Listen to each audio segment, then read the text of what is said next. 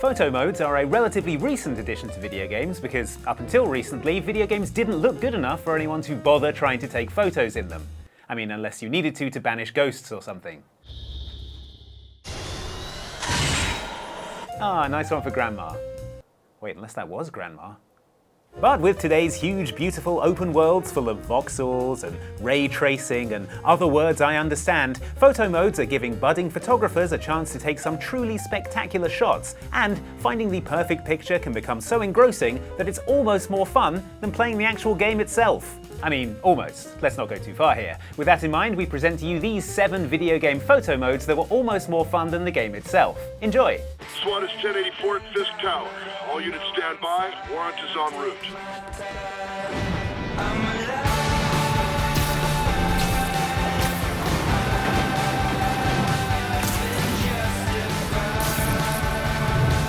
Peter Parker, the nerdy teen alter ego of the spectacular Spider-Man, is literally a photographer by profession. So, of all the game protagonists in this list, you'd think he would be the one most likely to get himself a kick-ass photo mode. And thankfully, your friendly neighbourhood Spider-Man doesn't disappoint in this regard with one of the most fun photo modes we've seen in a video game.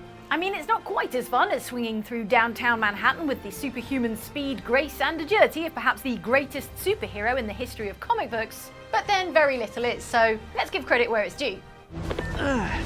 Better wrap this up quick than get to my real job. The photo mode offers you several options with which to capture those pictures of Spider-Man that J. Jonah Jameson covets so much, but the real jewel in the crown here is the selfie mode, where you can get Pete to snap a pic of himself while swinging around the city, or while mixing it up with the people at street level, where he'll throw up the horns for extra selfie cred. And really, being Spider-Man gives anyone a bit of advantage in the getting incredible pictures of New York department. Our other favourite thing to do is use the frames, most of which are good, but there's one which takes your photo and places it on an old school Spider-Man comic cover, so you can plan out the perfect eye-catching cover art. And then you can see it in situ, as it would appear on comic store shelves. Well, I'd buy it. Remember, you'll need to keep still for this. Thank you. Hope I look okay. Given that Rockstar's cowboy 'em up Red Dead Redemption 2 is set in 1899 in the very infancy of mass-market photographic equipment being available to the general public, you'd be forgiven for thinking that it wouldn't have a photo mode. Or that if it did, every 100 photos you took, you'd have to post your camera to the Kodak Eastman Company and then wait 3 weeks to see what they look like. On the contrary though, Red Dead 2 does have a photo mode, and a surprisingly good one at that.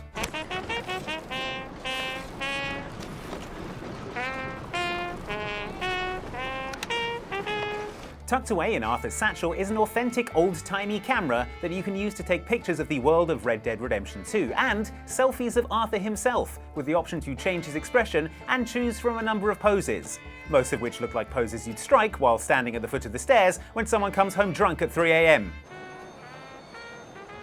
And where have you been, young man? Also, you can preserve some of your favourite in-game moments, like the time Uncle got kidnapped, or the time Micah got thrown in jail. Oh, precious memories.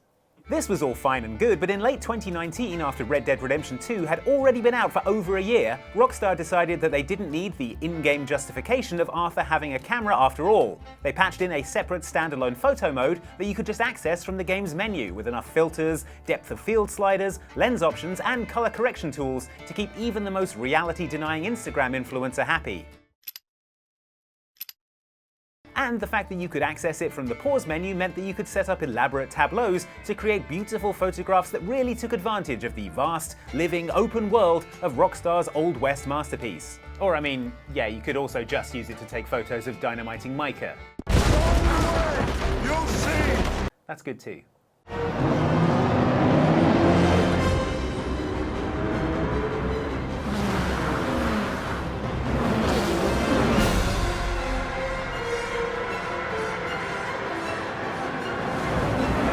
From the very first game in the series, Gran Turismo has always been as much about collecting cars as it is about racing them. It's like Pokemon, only with Subarus instead of Pikachus. considerably harder to fit in your pocket. Obviously, if you're going to have a collection of hundreds of beautiful, stylish cars, you're probably going to want to liven up your social feeds with some artful shots of them. Well, Gran Turismo has had you covered since way back in 2004 with Gran Turismo 4. This PS2 game had a startlingly comprehensive photo mode with the option to export high-resolution versions of the images to a USB stick plugged into the front of your console. I feel like I need to take a photography course at night school just to understand all this. This series takes its photo mode so seriously that when the latest GT game, GT Sport, was announced back in 2016, it was genuinely one of the most talked about features. No, really.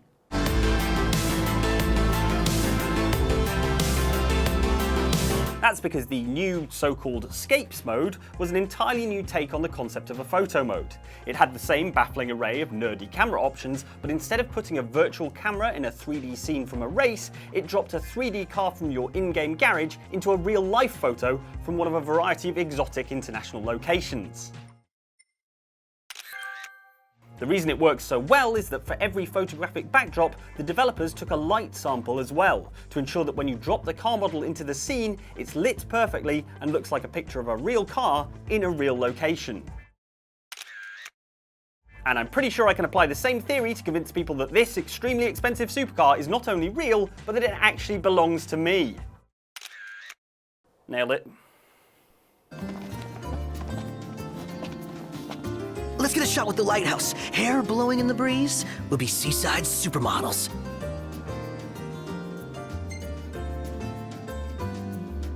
Seaside supermodels it is then.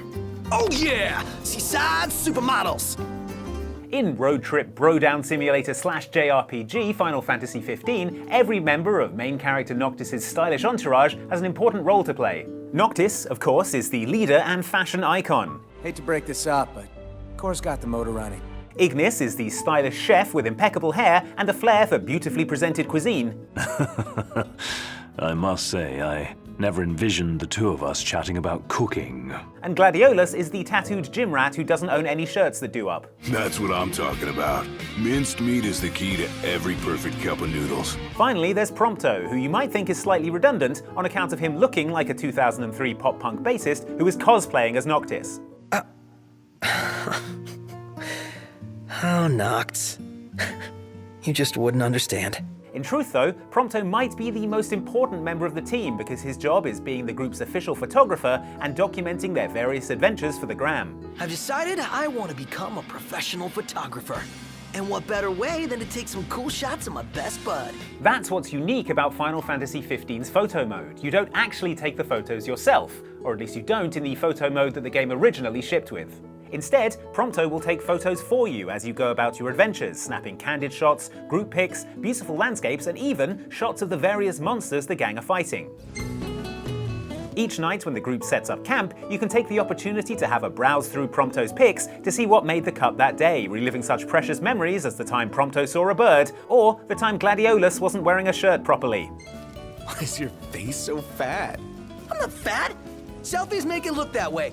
Final Fantasy XV did later add a player-controlled photo mode, but if you ask us, having Prompto do all the hard work for you is a much better option, not least because it lets you focus on other more important things, such as what Ignis has made for dinner this evening. Toast? I can't Instagram this. Honestly, I don't know why I bother sometimes. The food. The Thai on 7th and Haywood. The pierogies down by the docks. Our home. Our pride. And as always, your business is my business. And this is your World News Update. Okay, sure, Cyberpunk 2077 didn't exactly live up to expectations, and at launch was more full of bugs than the insect house at London Zoo. But that just meant that folks trying to wring some entertainment out of their $70 investment had to get creative. And in that regard, Cyberpunk does offer some diversions for the Chumba with time on their hands. Sure, there are the obvious ones, like talking to Keanu Reeves, or hanging out with Keanu Reeves, or going on a roller coaster with Keanu Reeves. But some of the most engrossing time we spent in Cyberpunk has been in the game's photo mode, trying to get the best shots we can of the game's real main character, Keanu Reeves. Think I'd better do that. Handle it personally. Wait, I mean, Night City.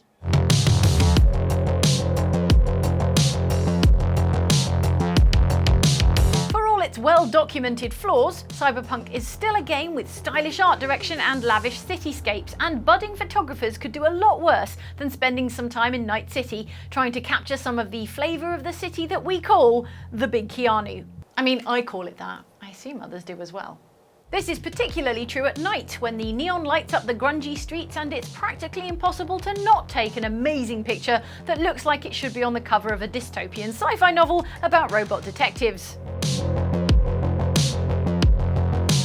What's more, if you're into taking action shots, you can pose your V in a ton of different ways to set up the perfect portrait, with the added bonus of this being one of the only ways you actually get to see your character in the gear you have them dressed in a third-person view. What? That hat has amazing armour.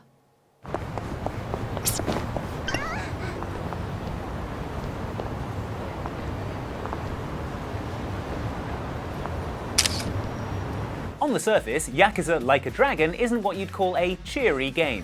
Your character, Ichiban Kasuga, ends up going to prison for a crime he didn't commit to protect his boss, stays loyal to said boss throughout his 18 years of imprisonment, and then gets shot in the chest and dumped in the trash as thanks when he finally gets out. Also, a hairdresser messes up his punch perm.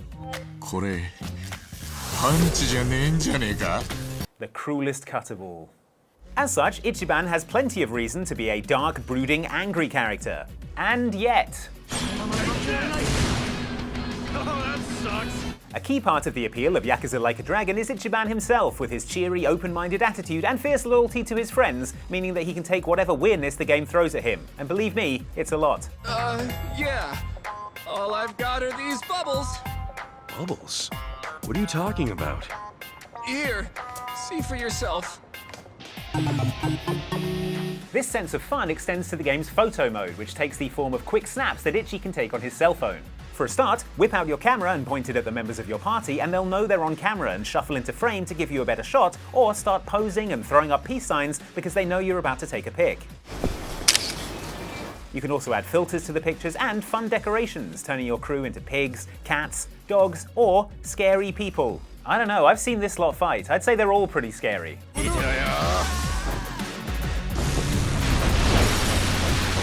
And of course, you can also flip the camera around for a selfie, changing your expression so you strike the right tone, like a happy smile, a thoughtful frown, or an exasperated expression for when you know you're about to be interrupted by another random combat encounter.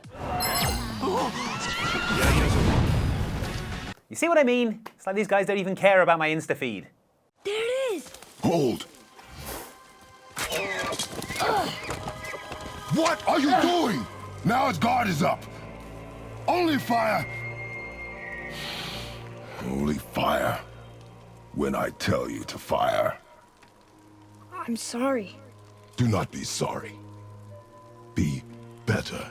God of War seems like the perfect candidate for a photo mode. It's a graphical tour de force and features some of the most stunning Scandinavian scenery outside of Disney's Frozen.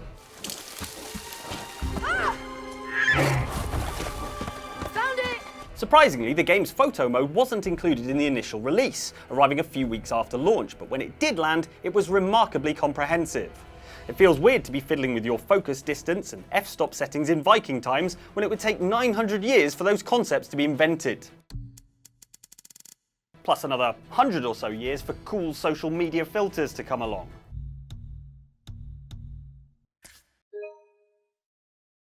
Hashtag Throwback Thor's Day.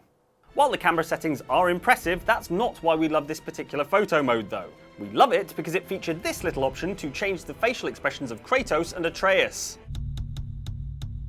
Holy sh**, he can smile! Having followed Kratos through multiple God of War games over the years, where he is essentially pitched as the world's most enraged and violent man, we can't imagine a video game character in all of history less interested in taking a goofy selfie, and yet here we are. He's probably just remembering that time he furiously gouged Poseidon's eyes out.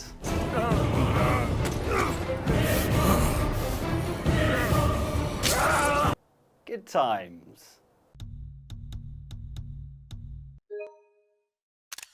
Thanks so much for watching this video about the video game photo modes that were almost better than the actual game they were in. Although they weren't, obviously, because games are better than photo modes. But, you know, still works, doesn't it? I'm going to take a photo now of James filming me, and while I'm doing that, you can check out one of these other videos. Here's one from us, check that out, it's pretty good, and down here is one from Outside Extra. It is similarly good. All right, smile, James. Oh, that's excellent.